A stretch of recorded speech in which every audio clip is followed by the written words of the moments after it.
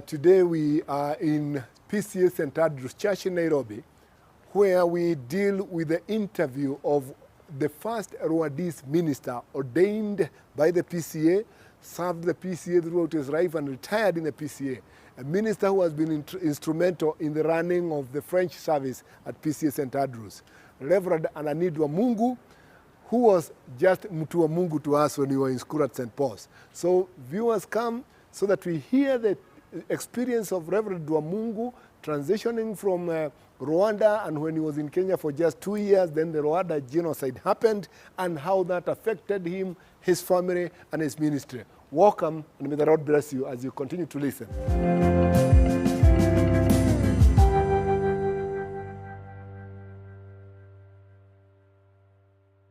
And we want to take this opportunity and welcome Reverend Ananidwa Mungu to the program. Reverend Dwamungu, please take a minute and tell us who is Ananidwa Mungu. Ananidwa Mungu is a minister for now, born in Rwanda, 16th December 1952, in a village next to the Lake Kivu, opposite the DRC.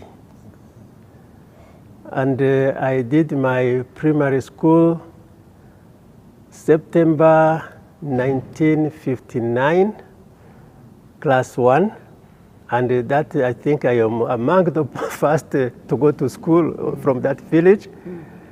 And after that, class 1, I had to trek another 4 kilometers to go to class 2.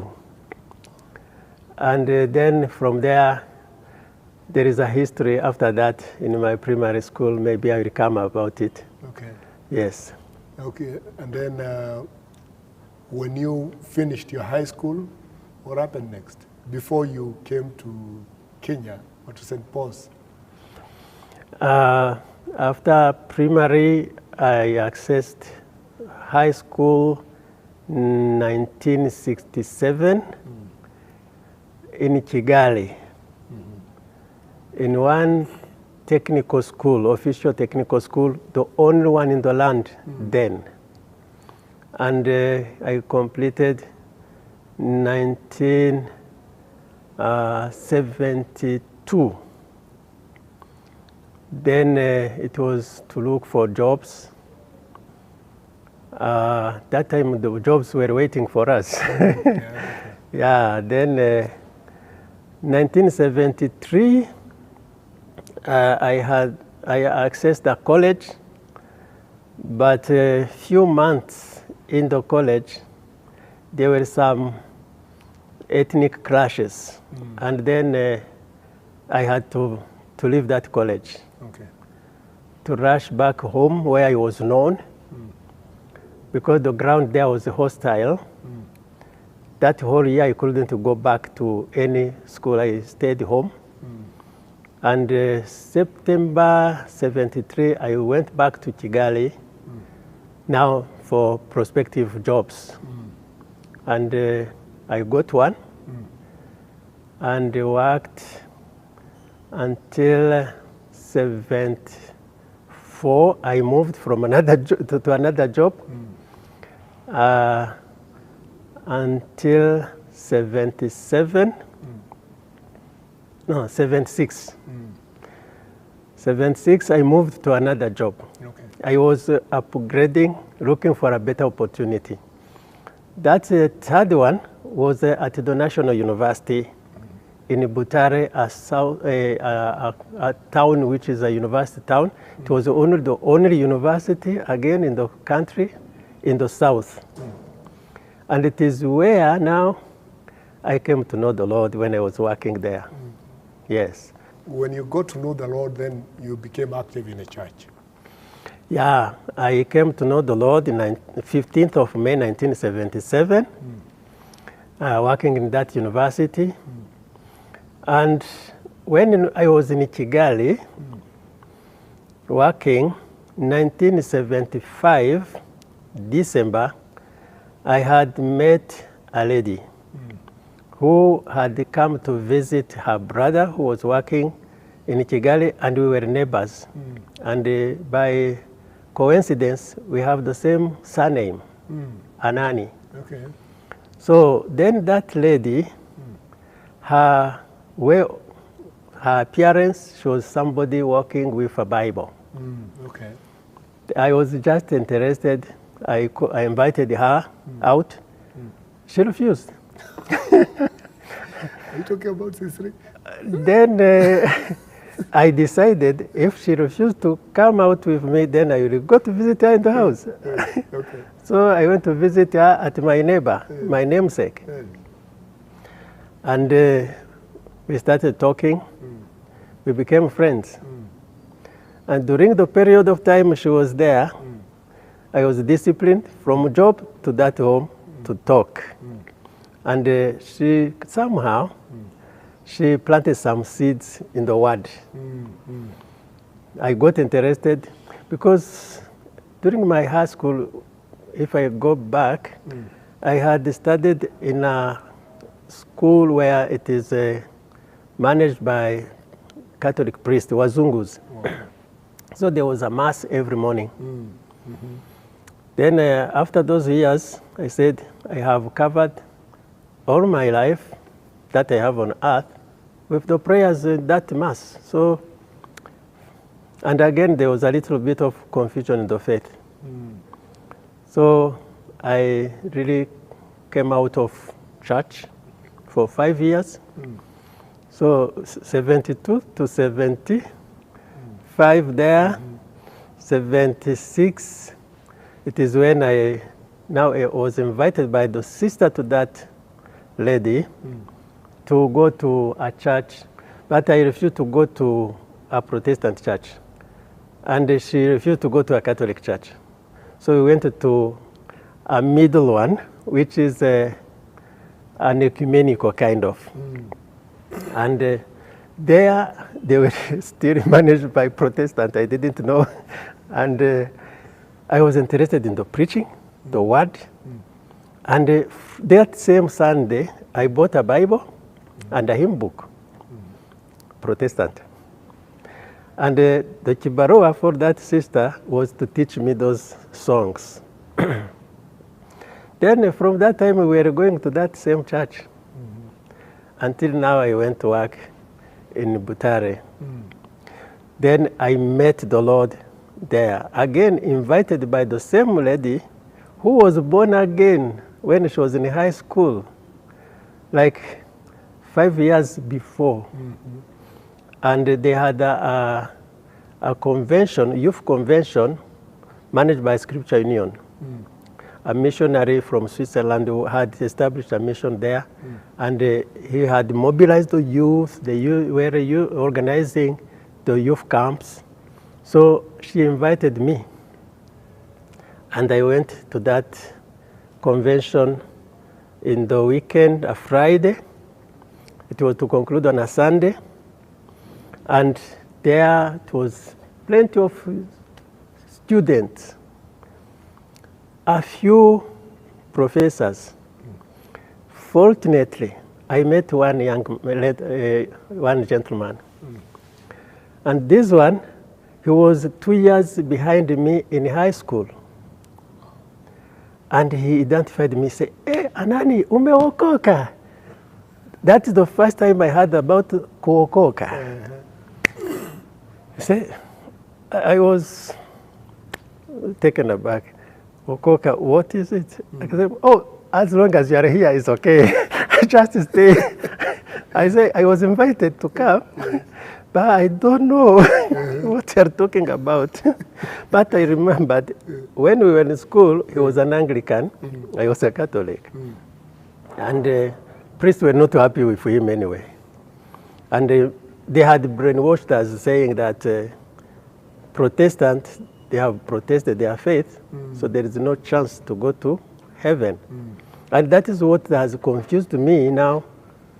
When I observed some of my lecturers and the leadership there and the priests, I could see they are not that holy. So now, Catholic, those role models I have taken, they are confusing me. Protestant, that is a fact. They are not going anywhere. So I withdrew from church.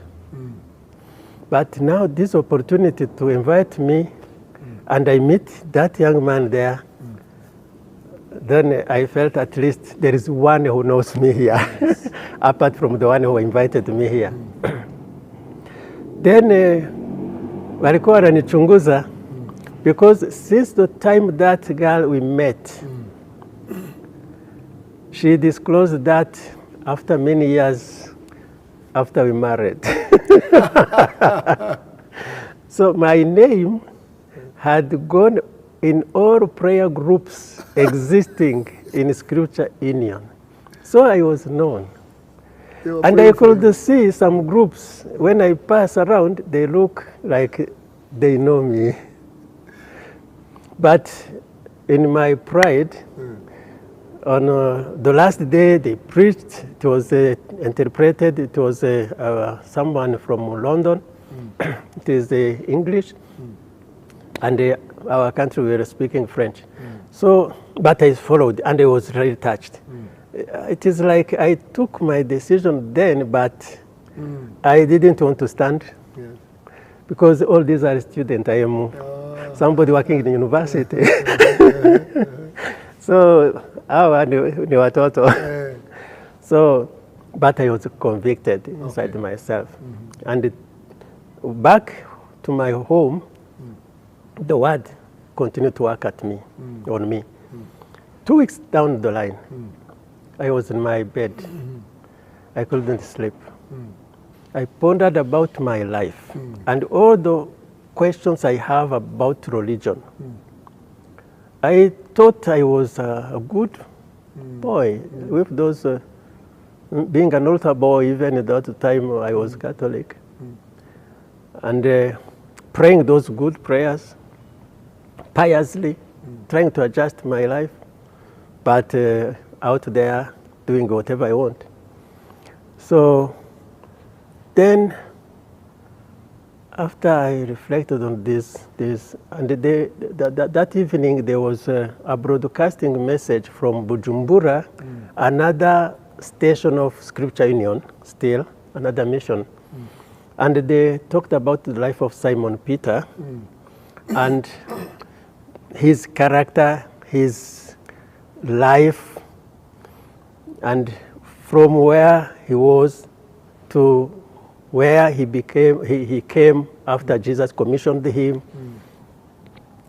And I saw this change.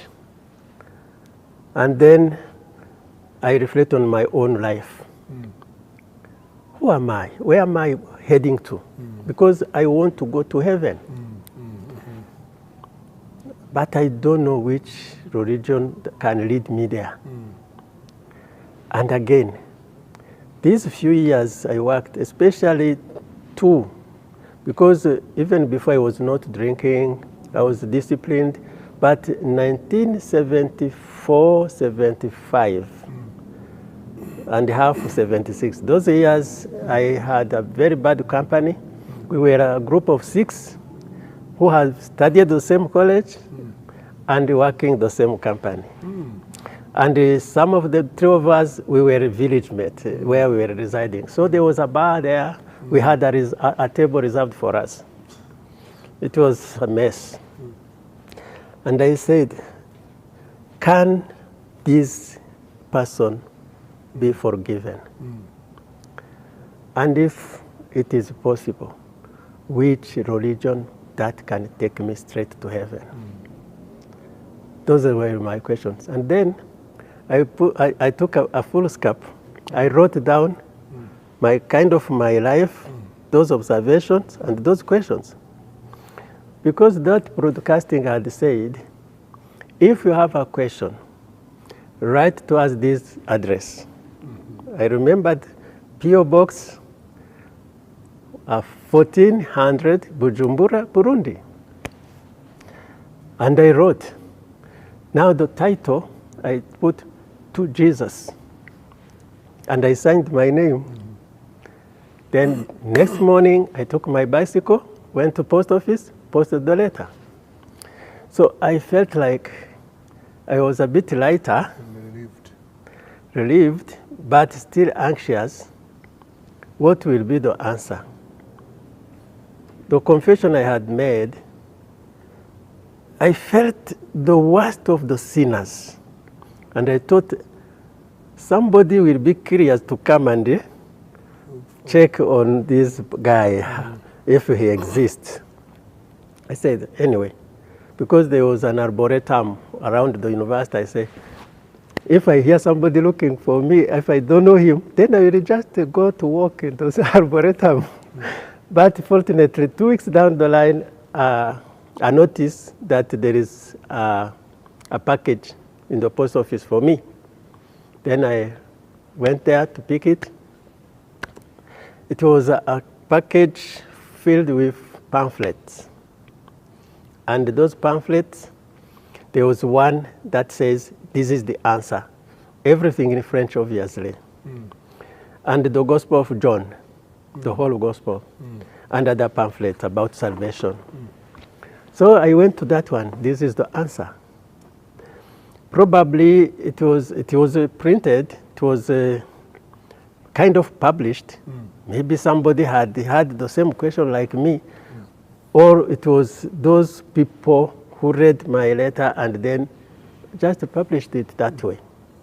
What it was saying, there was somebody who came from heaven looking for that which was lost to save the sinner. Are you a sinner? If your answer is yes, then he found you. I said yes. Oh, he found me. That person is called Jesus. Oh, Jesus found me. I started feeling warm. Then the next question. Oh, when he came, he ministered to people.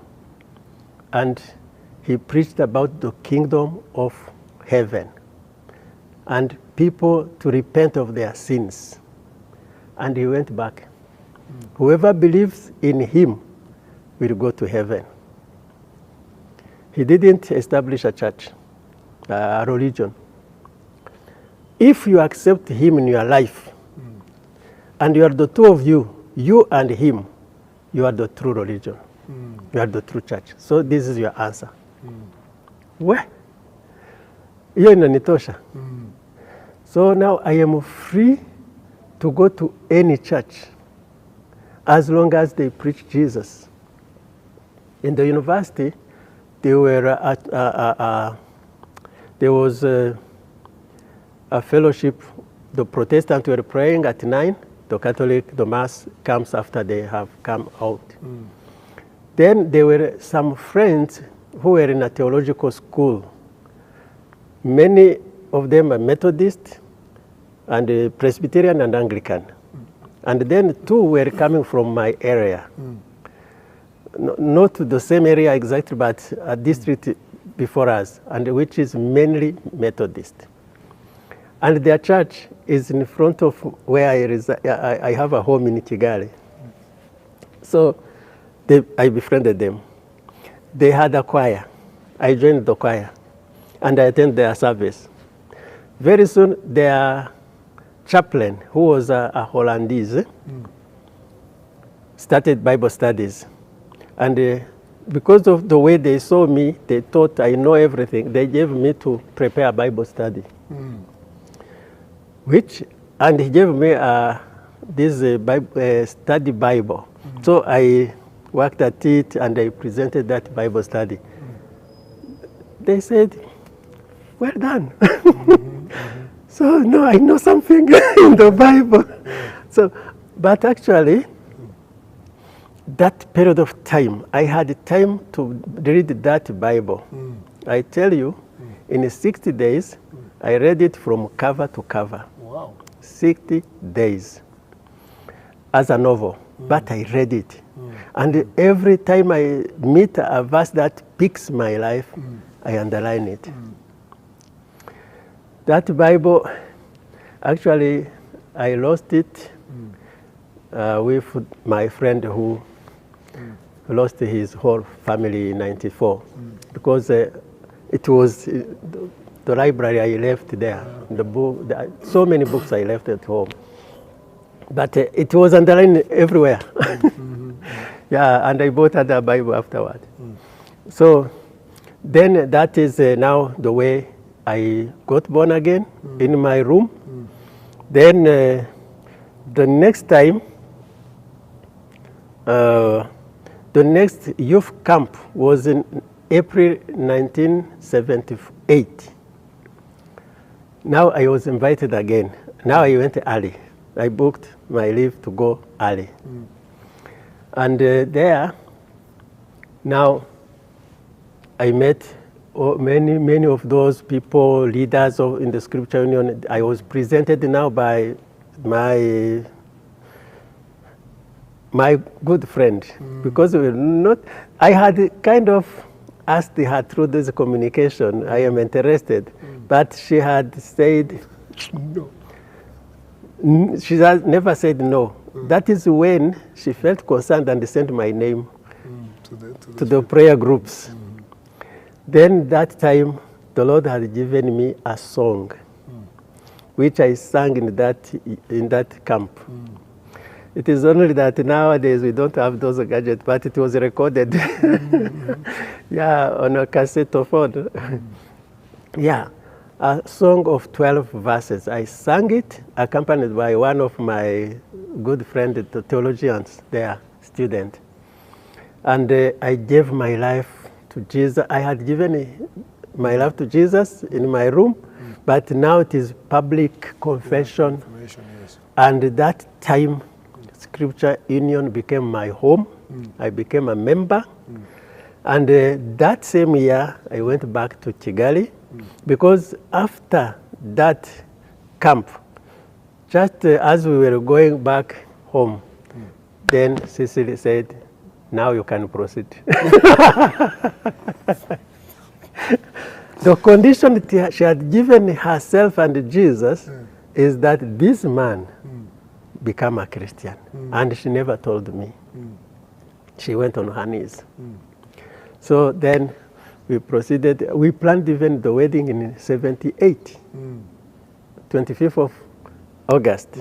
So I had gone back to Kigali. We organized, and immediately I reached there, I found a choir of Scripture Union, which was made of all those born again in all the churches, including Catholics and the Pentecostals. So I joined. Very soon I was in the leading committee. And the Scripture Union, I was in the committee.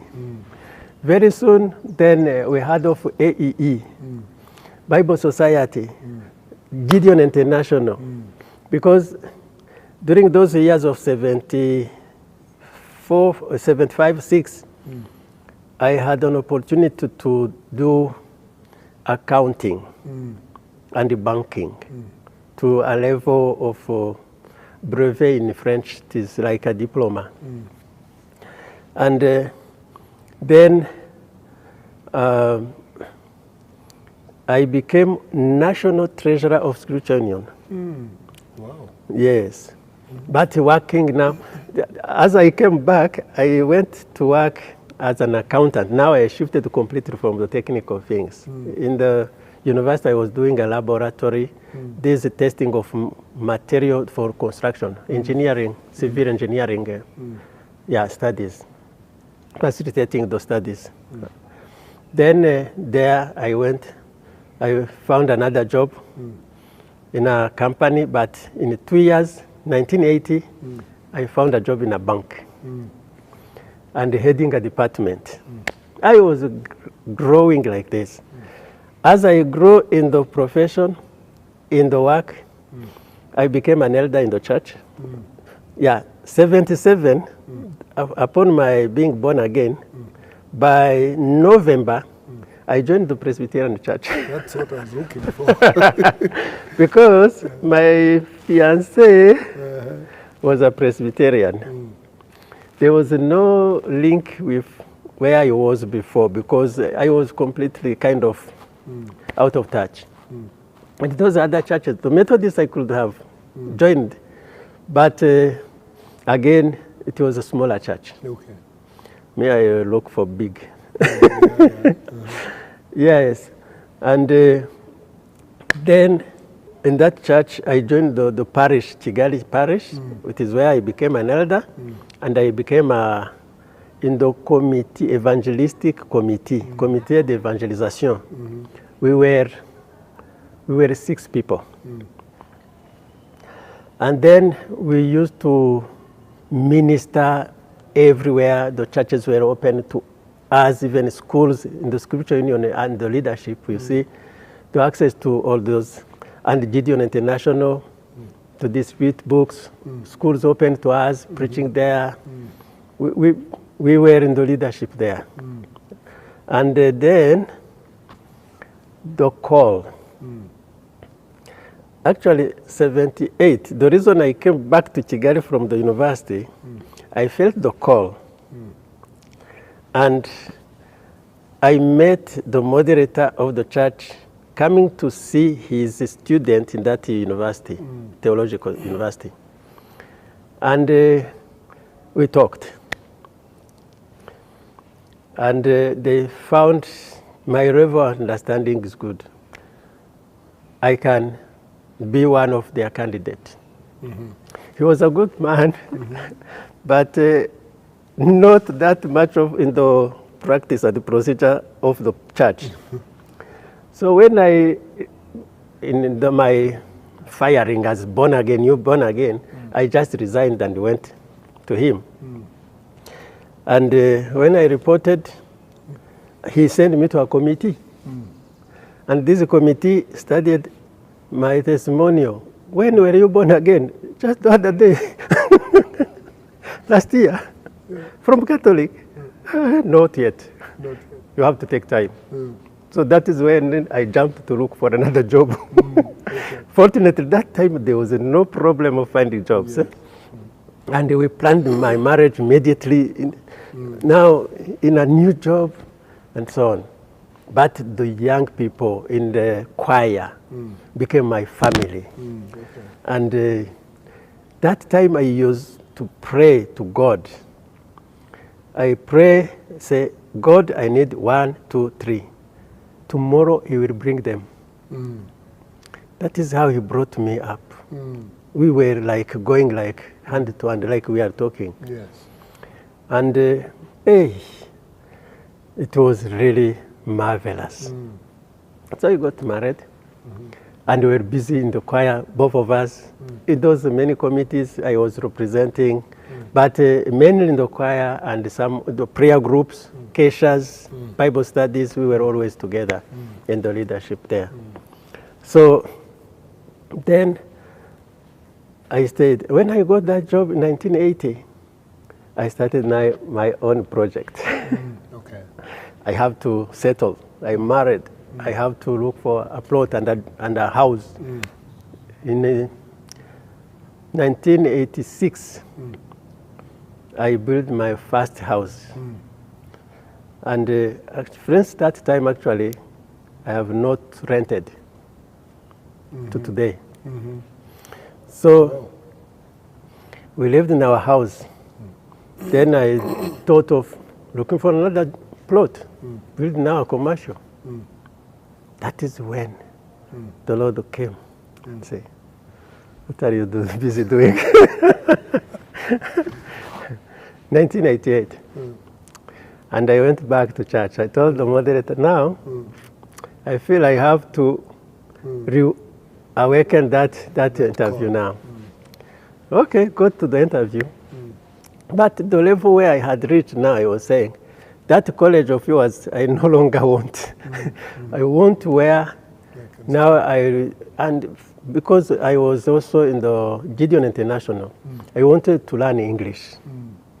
I want where I learn in English, though I don't know much.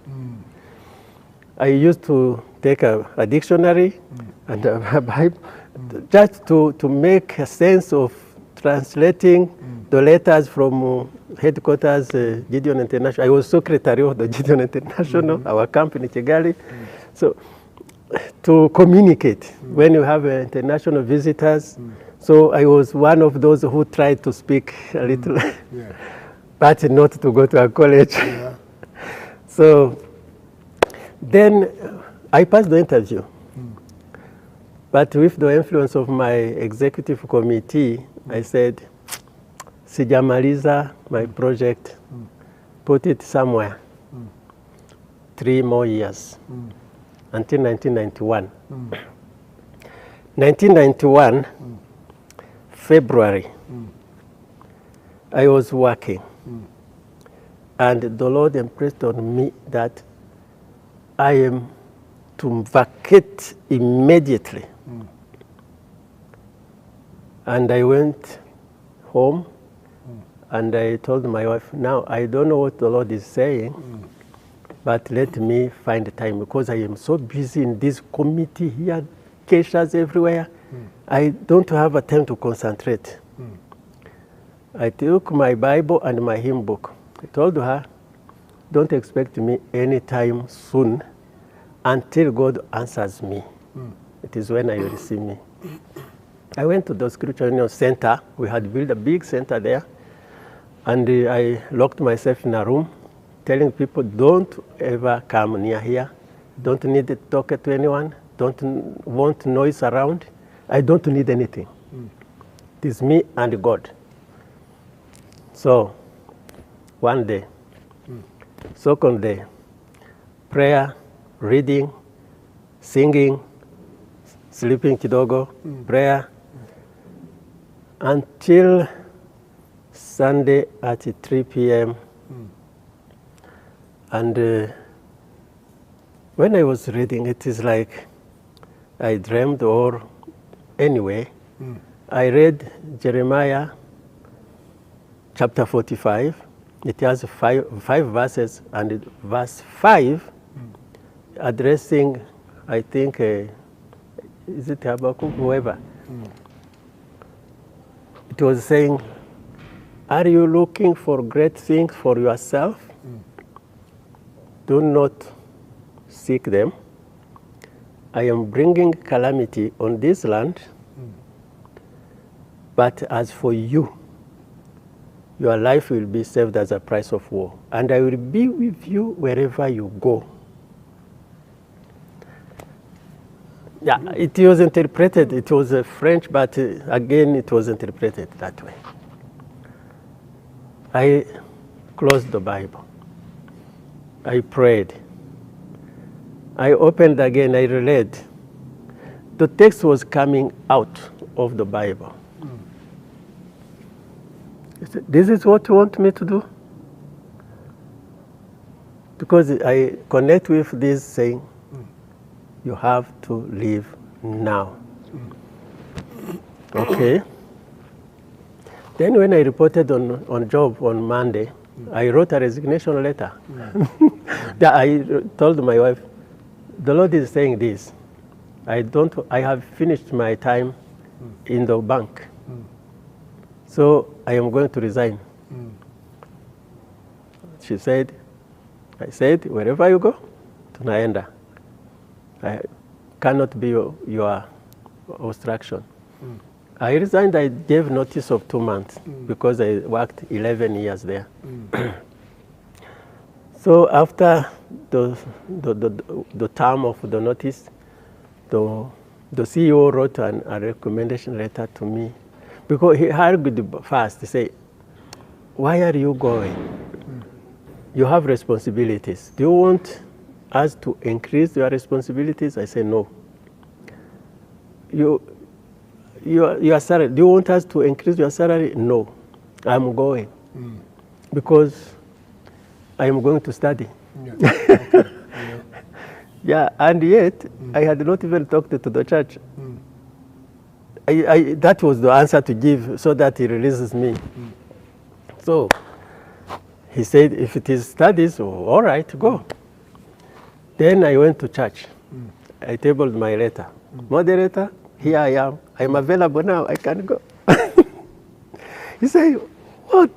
You didn't even warn us. We don't have a scholarship. I say, now I am yours. You give me the job in the church. I tell you, our church had never been audited since inception. So they gave me 2 accountants and me heading the committee. You go to all our presbyteries. That was time they were regions. Now they are called presbyteries. Regions. To headquarters of the region, to our dispensaries, to our hospitals, to our schools. We have high schools, and the management are pastors or elders and so on, where we manage those things. You audit those things. We give you 1 year. So we were touring the whole country every. Wow. Yes, within actually 11 months, we tabled the report. We were going from one station, we moved to another one. We didn't come back to Kigali until we finished. We tabled the report, and by the time we were tabling the report, there was another young man who had applied for a scholarship. Scholarship came too, in his name. Wow. And they told me, then one is yours, the other one is his. I told him, choose where to go, which one is yours. He chose one, I took the remaining. Then to come to St. Paul's. That's how you found your way to St. Paul? To St. Paul's. Even coming to St. Paul's, I had not heard about St. Paul's much. There was one student who had a Methodist who had come earlier in Kericho. That is where I had a theological school. Okay. Then I applied there. They sent me an okay. It is admitted. I came going to Kericho. Then I came, there is a friend who was in Daystar. I spent a day there. Then the next day, I went to Kericho. To reach there, I found myself, all these are from those who graduated from 4. Children.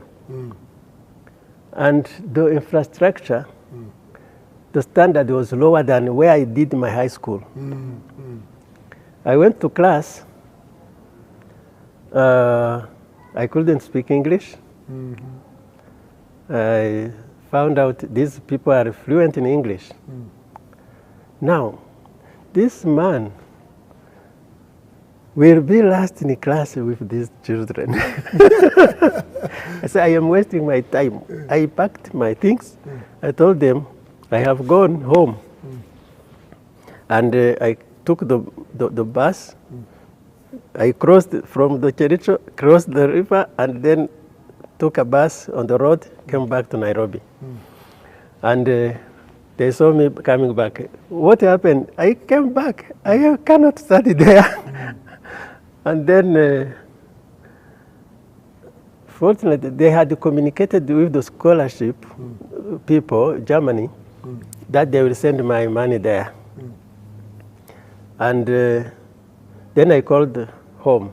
I told the moderator, now, I went to Kericho, I saw and I left. I am now in Nairobi. What are you doing there?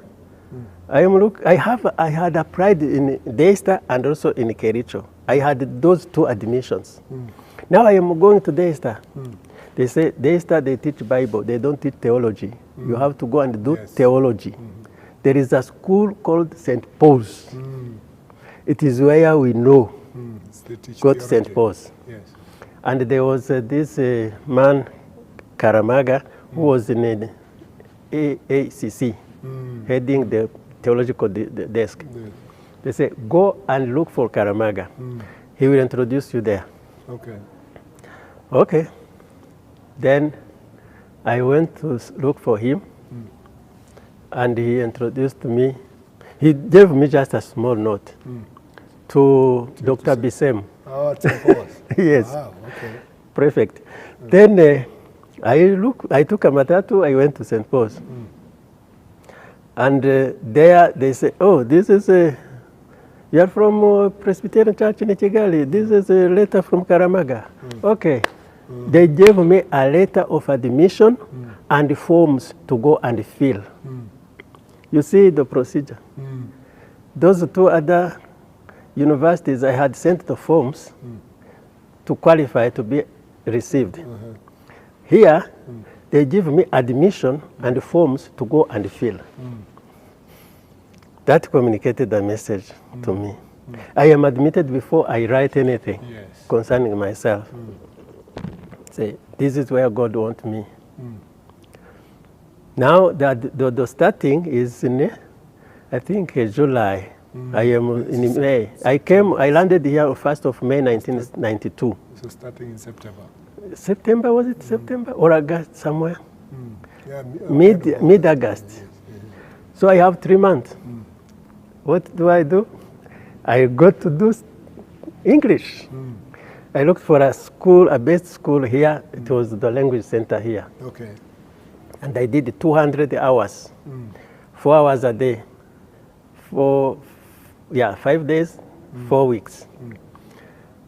Yeah, because those looking for this, going here and there, so it was remaining about those weeks. And again, I had to go with their terms. So, because there was one break somewhere there. So I was doing beginner and the other level. 2 hours beginner, 2 hours in the next level.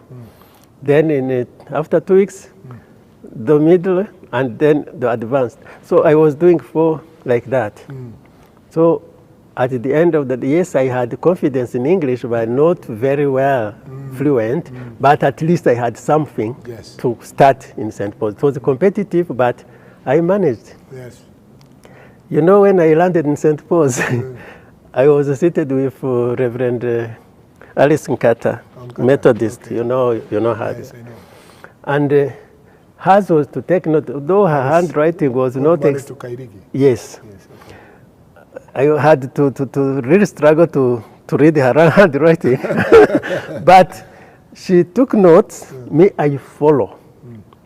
Then after the classes, I take the notes, I'll go and copy the notes. I was working day and night.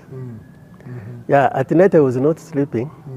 I was washing my face in the morning, taking breakfast, going to class.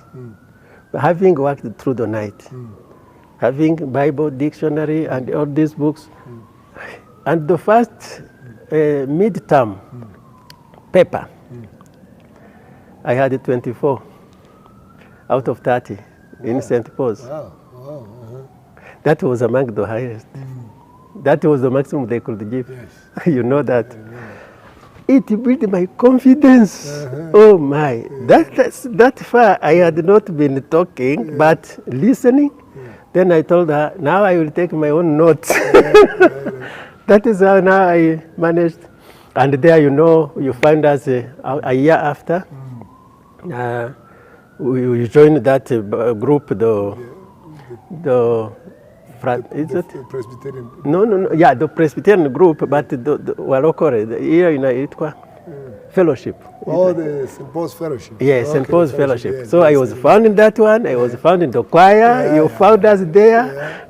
All those things. Now you know from there upward. Going on. Yes. Okay. Reverend Dwamungu, you were in St. Paul's, and we were there when the genocide happened in Rwanda. How did that affect you as a student in Kenya, knowing what is happening back home in your country?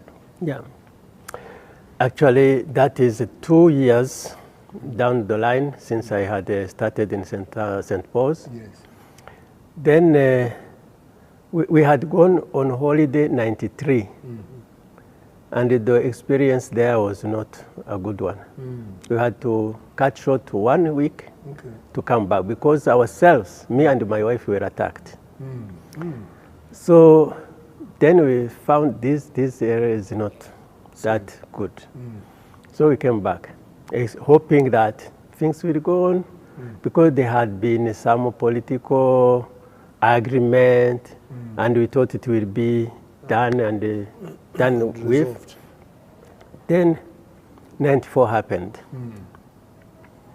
We had friends who were on phone, we were talking to them, and one by one they were now extinguishing because that person was no longer there. Wow. And especially I was talking about the family friends, the one whose 2 children we were godparents. We were just neighbors. By the way, our village in Gikondo in Kigali, we were a row, 2 streets of born-again Christian, mixture of churches, but just the group, it is like we were influencing each other. Whoever is born again, want a plot, we will find next around there. So, and then I mentioned to you that we were 6 in the evangelistic team of the church, where all of us elders. And one coordinator was a pastor. 4 of them died that same day, including that man, my good friend, with his wife and 5 children. The day of Pentecost, May 23rd, 1994.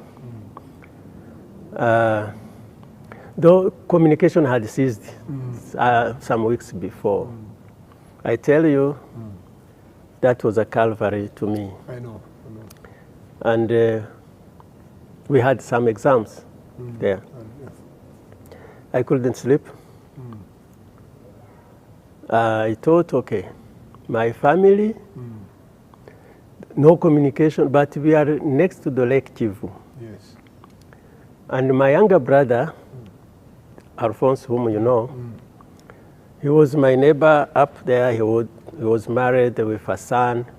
So he managed to evacuate his family home and himself.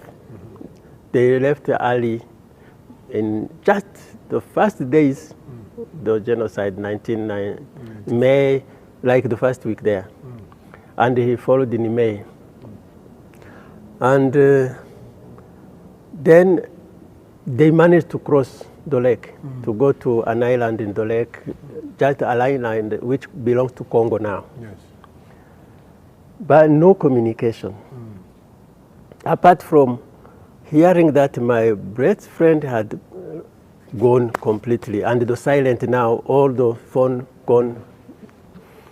So there we were, until we started seeing those who came, finding us in St. Paul's. Yes. And those who were the bishops, Anglican, Methodist, they were in town here. And we could meet here and there. They used to have services here at this, on Ngong Road, this church, the Nazarene. Oh, okay. Yeah, the Rwandese used to come meet there. So it is where now we could come down, meet them, get the informations. And we could know so-and-so died, who was killed by so-and-so, or a plot by so-and-so. These are the things. And maybe those who mentioned that they have killed those friends of ours, they are there. Yeah. It was unmanageable. But as Christians, we couldn't even understand what is happening. I know. Yeah.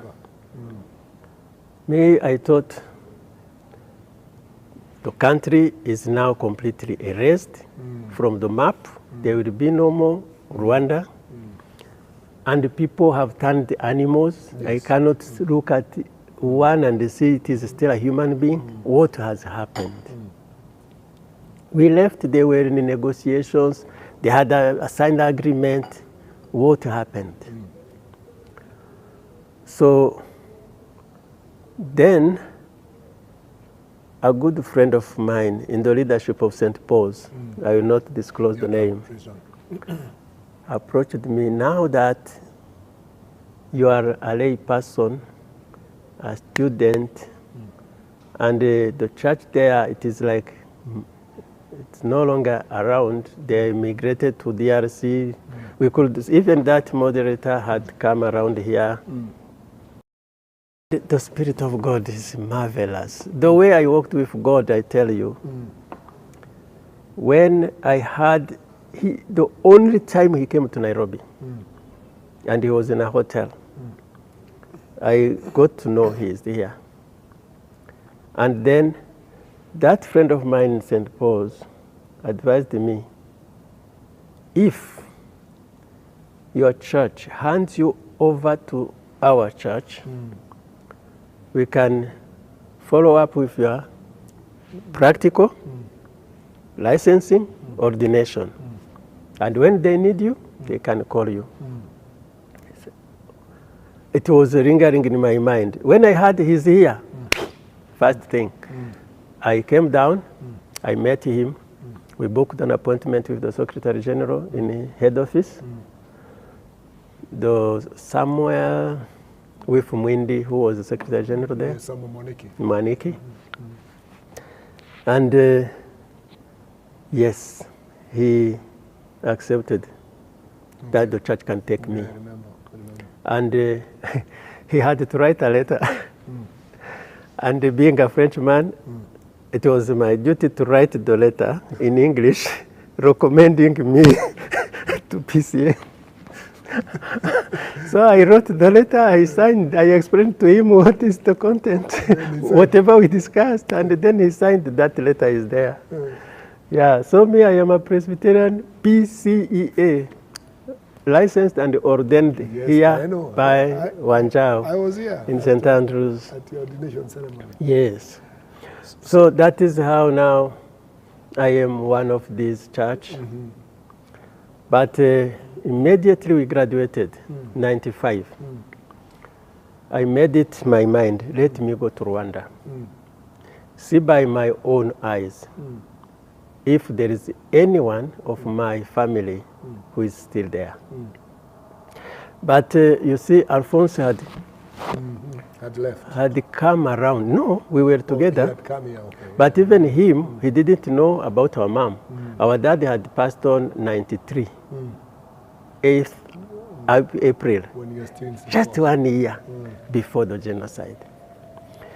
Even my consolation was, this I may dodge. Pain. Yes, it could be difficult to forgive. Yeah. Oh, yeah, I know. So I had to go and know what happened to my mom. Because Alphonse left them in Congo. But after that, then the rural people, the landed ones are the ones in danger. But the simple people, whoever want to go back could go back. Yeah. But immediately, the new people, the new authority took power July 94. My mom said, I have nothing to do here. They crossed back. So she was at her home. I didn't know, but I went. 95, upon graduation, I told my wife I am going there for 1 week. And if Saturday I don't call you, you just tell my sponsors to look for me anywhere. If I call you, then I find it is possible, I do 2 weeks. And she agreed, she let me go. And you know, we had only 1 month to stay in St. Paul's after graduation to go. Yeah, but again, there was this agreement that the church had taken me on to do my practical. So they were also looking for where to host us. So I flew there, having told those sponsors, I'm going to Kigali, I don't know. Then I went. I found Karamaga had finished his term in ACC and went to reorganize the church, trying to reorganize. There was another friend of mine, neighbor also, just the two friends, they were neighbor like this. This one, a reverend, was in study in Germany. He had come. And then they told him, you are no longer going back. You are Secretary General now of the church, and help me to reorganize. And then Karamaga became moderator. Oh, okay. No elections, this way. Yes. And I talked to him. Then I told him, now we are finishing. Now I have an admission in August for continuing my master's. But for this timing of God, when I applied in August, you see, 1994, when we were now these things, no, looking further after I finished 95, we are heading to, I don't want to be called a refugee anywhere. I will not go to DRC, I will not join these people. So it is when God arranged this, answered this way that I do practical here. I wanted to immediately embark into a master's in 95, but they gave me an admission in 96. Wow, in 94, they gave me an admission for 96. 1996, 2 years later. 2 years, yeah. So I say, God, now this opening, and immediately I do my practical, I go back to school. That is, I didn't play any role in it. It is just God timing. Now, that trip to Rwanda, I got there, and that same man we met in that camp, when I was convicted, he had become my good friend, and also he got married, and we were in the same village in Kigali, and we were in the same choir. They went also roaming in Congo. They came to Bukavu and they crossed back. And his wife had lost brothers, family, everybody. So they say, we cannot stay there with these refugees whose hands is full of blood. They came back. I landed in Kigali, we met. And when I reached in Kigali, by the way, the Rwandese who had gone out there in the 59, in the 73, they had come back with the RPF. They took every space available, including my home and the home of my friend, and everything available there. So when I got there, I went to my brother-in-law. My house was occupied. And then when that same week, there was a crusade on our stadium. I remember it was a Saturday afternoon. And I landed there. I went to drop my luggage at my brother-in-law. I came back and crossed a market to look for anybody I know. No one, completely new faces. Because Kigali had been emptied to Congo, and it was occupied by people who came. But as I was crossing, I found one with a sign, Jesus saves. That was our signs of the Scripture Union. Yes. I went looking for until I get to that one. I found I know this one. You know, I was in the leadership. I asked her, where are the others? They said, there is a crusade at the stadium. I took my tattoo straight to the stadium. I reached there. It is when now the survivors, I met them. And then they said, oh, you are here also.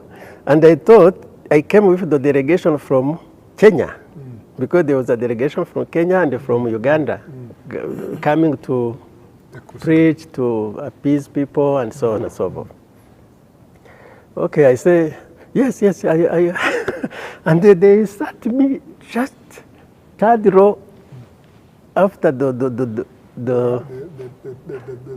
VIPs there to facilitate some interpretations also. And there I identified those who from my village who are there, the born again. Then one of them gave me lift back. And there I got those information, so and so died, so and so died, so and so died. I learned those 4 of my group died the same day. The pastor survived with a strategy.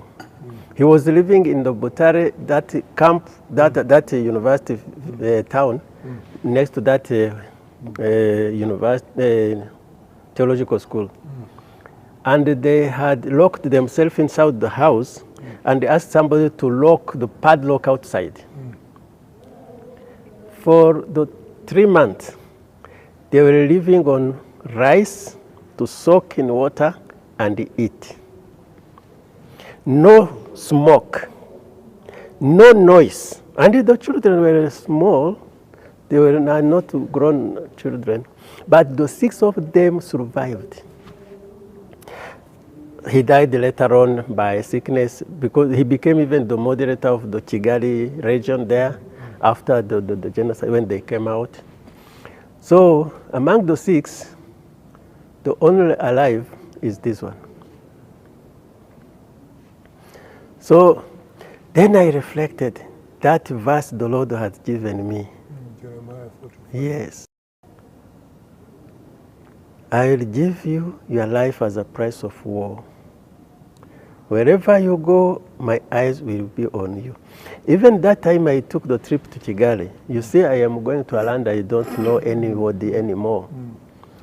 When we were approaching the landing, I said, God, am I here? Am I foolish? What am I doing here? I said, now my life is in your hand.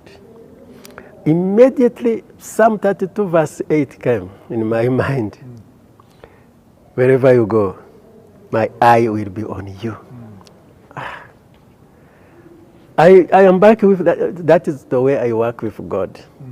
When I have to take a decision, when I am in a puzzle and I pray, He gives me a word. I take it as His answer, I take note of it, and I walk with that until He will give me a different one. So that is why I was confident to go there and meet everybody, go anywhere. That week finished, I said, now I met Karamaga and the Secretary General, and we planned already to go to visit churches.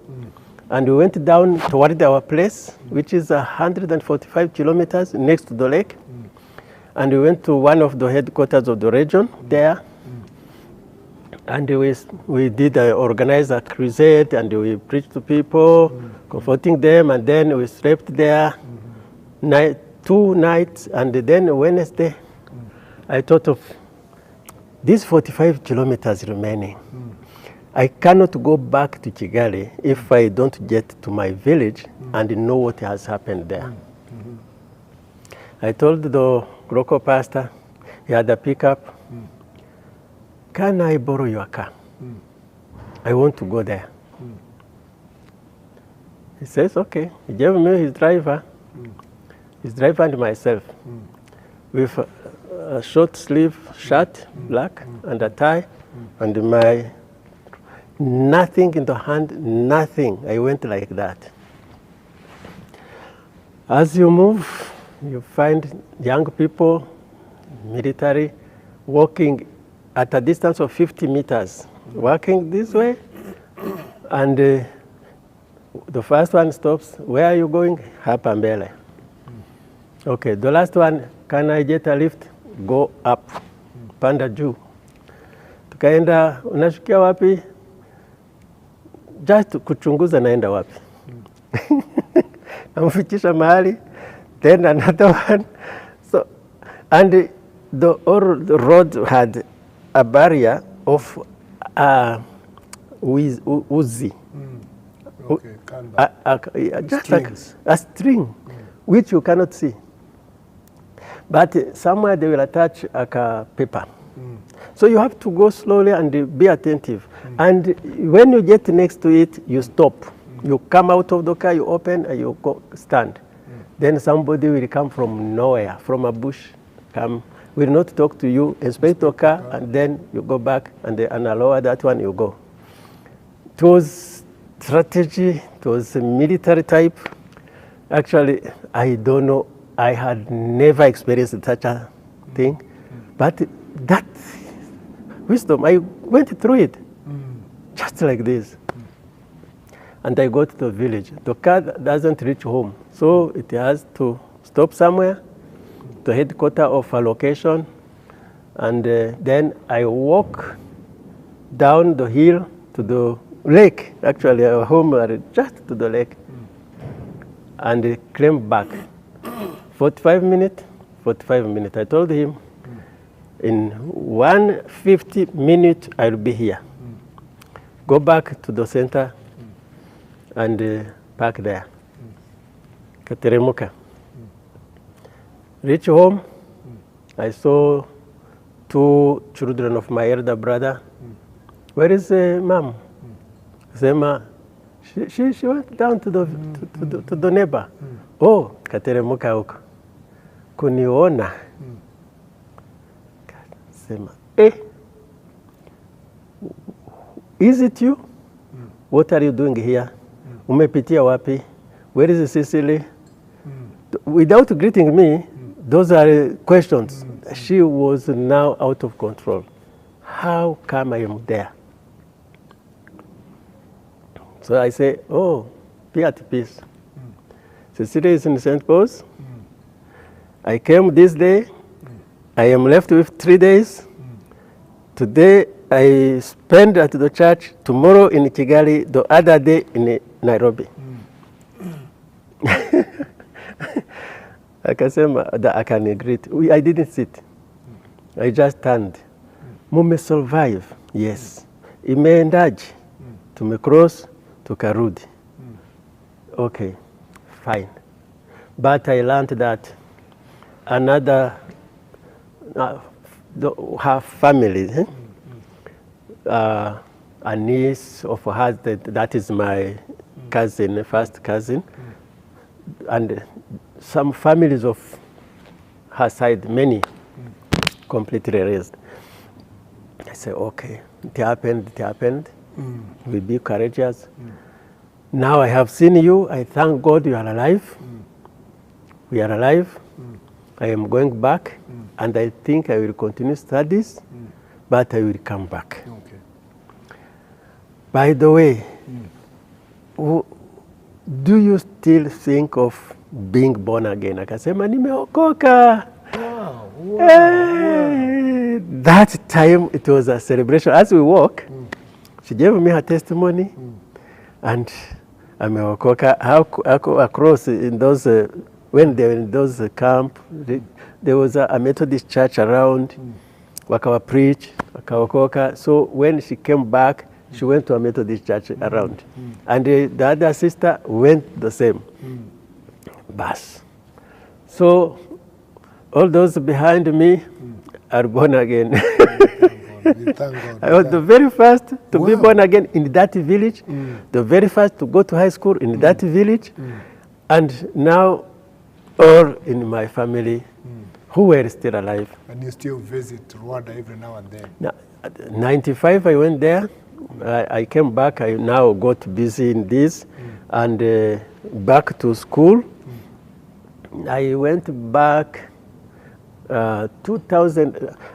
After that, they changed passport. They changed everything. I did everything.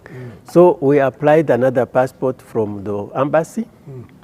And then when it got to us 2021, 2001. Okay. Yes, 2001. Then the next year we went there to 2002. And from then, every year. Oh, so you every year, November, I used to go there. But you settled here in Kenya?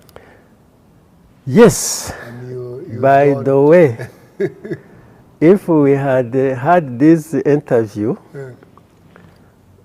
the time we organized and I was not available, I didn't have an answer fixed. But today, I have an answer. I applied for citizenship 10 years ago. You know, file got lost and this. Then 2017, I applied for permanent residence. I did the interview 5th of April. It was approved 26th. I am now gathering the money. The fees is very high, but I am just close to complete. And next week I am paying, have my certificate. I am a permanent resident in Kenya. Wow, wow, congratulations. Yes. And God bless you. So Have you ever asked yourself what would have happened if PCEA never ordained you? Me, the way I walk with God, I don't use hypothesis. I see his intervention, I follow that line. Okay. And he never promised me anything he cannot do. I cannot have an idea to say if they had not ordained me. You were in God's hand. I just saw it roll like this. Yeah, before, in 94, after these things, I was thinking, contemplating, when I graduate, where to? So maybe applying for visas abroad to go and get lost in the world out there, because I couldn't contemplate Rwanda will resuscitate. Yeah. But when I have that opportunity, me, in my life, in my nature, I don't like actually living those Western world. Okay. No, their culture. And I had chosen maybe an African country. But when I found it is Kenya, oh my. When I see, especially some tribes here, Kikuyus, Luyas, some the Merus also, there are many traits of the culture, the words that are common. So you find you are at home, kind of. And again, now, these many years I have served here. Oh yeah, those are many. I have a larger family here than in Rwanda. So now, in a nutshell now, as we wind up, 2 questions. When did you retire and what do you do in retirement? I know for many years you were in charge of the French service here at St. Andrews. Yeah. You did a good job. I really thank God I reached the retirement age. Yes. I have been praying, God, help me that I reach that age. Yeah, and I retired on the 17th of December, 2017. My birthday is on the 16th December. So I said, when they asked me, when do you plan to retire? The day after, if it is a Sunday, I will retire. Okay. Just the next day. When I have completed 65, just one day after, I retired. Yes. So I retired, and I am under Milimani North Presbytery, which still attached me to St. Andrews. I tried to mentor my successor, and because my connection with St. Andrews mainly, because after I came and I was ordained here, the circumstances had brought the French congregation, and I was there supporting Reverend Tambwe when his contract ended. Then I took over since 1998, by the way. Even when I was still in college in Neget, yes, I was still the pastor here. So work permit started in 1999 January as a missionary for this service. And this service is at my heart. And I saw God doing marvelous things. It is where these expatriate people who come to study here, who come to work here, and they are French speakers, they are a minority here. When they connect, they feel they are in a family. This congregation is family. Yeah, people are so knit together. And our new minister has introduced cultural services that we do like twice or 3 times in a year. And when you do a cultural service, you find you are back in that context. And I tell you, this service, this church, I am here for the rest of my life. And especially this congregation there, as long as I breathe. Yeah. And my agreement with God is that I had, in my life, I have 3 professions. Then the engineering there, mechanical, and then the accounting, and then the preaching. I say, Iyo, Sintarudi, this is the last one. I'll do it to the last breath. As long as I am movable, even when I am grounded, I can still preach. So I'll just be witnessing of the goodness of God. And for sure, I have to write a book because there is a lot of testimonies. Yeah, we went through like this, but there are those miracles that I witnessed. I have to share with the world. Yeah, and the Lord will be. I almost asked you that question. Have you ever thought about writing a book of your experience? But now you have already answered that question. There is one chapter, which now is lying somewhere. I had started, and then I got busy. Okay. Yeah. Wow. Thank you for sharing your story, Reverend Dwamungu. And I know you have gone through a very difficult past experience, and especially with the situation in Rwanda. But we want to thank you for the ministry that you have undertaken here in St. Andrews and in the PCA Church. Becoming the first Rwandese minister ordained by the PCA, served the PCA and retired in the PCA. Thank you so much. And I am first in many things. Yes, I know. Yeah. And I thank God for the work that you have done since our days in St. Paul's. And I thank God that Cecily brought you to salvation. Yeah, actually, that one, I owe her. Yes. Yeah. So and I say, Uyo, hatalia machozi juu yangu. Oh, yes. So thank you for giving us your time and sharing with us this day the experience that you have done. And we continue to appreciate the good work. May the Lord bless you so much. God bless you too, Reverend. So viewers, thank you for listening to this very interesting episode of The Rejects. We'll see you in the next episode of The Rejects. May the Lord bless you and continue to subscribe to our channel. God bless you.